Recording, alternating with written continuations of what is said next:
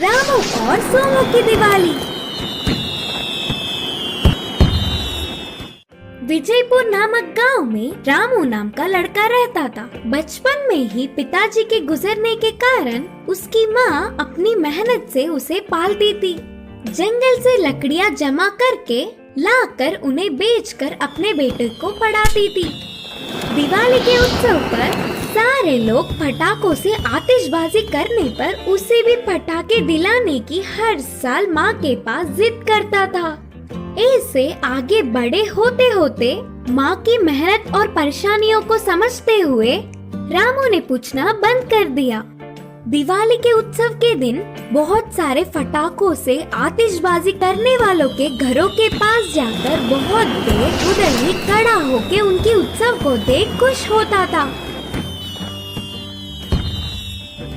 अचानक इस साल विजयपुर में एक बड़ी सी महामारी के आने पर इस बार की दिवाली उत्सव नहीं मनाने का निर्णय गांव के सारे बड़ों ने लिया था।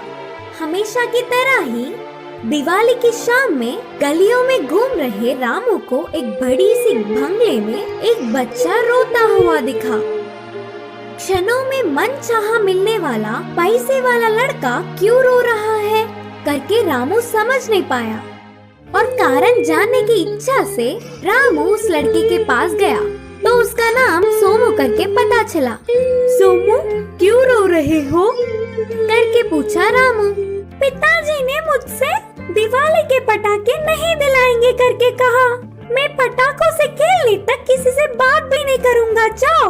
बोलते हुए सोमू ने फिर से रोना शुरू कर दिया। अच्छा, बस इतनी सी बात के लिए रो रहे थे क्या? जानते हो, मैंने अब तक कभी भी दिवाली का उत्सव ही नहीं मनाया। सोमू को अपने हालातों का विवरण किया। वह सुनकर सोमू को रामू पर दया आई। उस गांव में आई हुई महामारी के बारे में और दिवाली उत्सव मनाने पर आने वाले नुकसानों के बारे में रामू ने उसे अच्छे से समझाया। अच्छा, तो मैं अब समझा कि पिताजी मुझे पटाखे क्यों नहीं दिला रहे थे और मेरा गुस्सा भी चला गया। पता है, मेरे दोस्त कोई नहीं। रामू, क्या तुम मुझसे दोस्ती करोगे? रामू के मानने पर सोमू उछल पड़ा। ऐसे ही दोनों बहुत देर गपशप करने लगे। ये सब बहुत दूर से ही देखने वाले सोमू के पिताजी बहुत खुश हुए।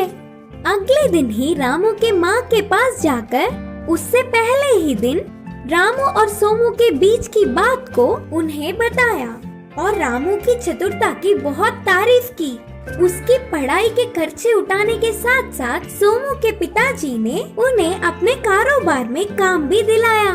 उसके बाद की दिवाली में महामारी के जाने पर बड़ों ने बहुत सारे पटाखे दिलाए और रामू सोमू मिलकर उन पटाखों से आतिशबाजी करके बहुत खुश हुए।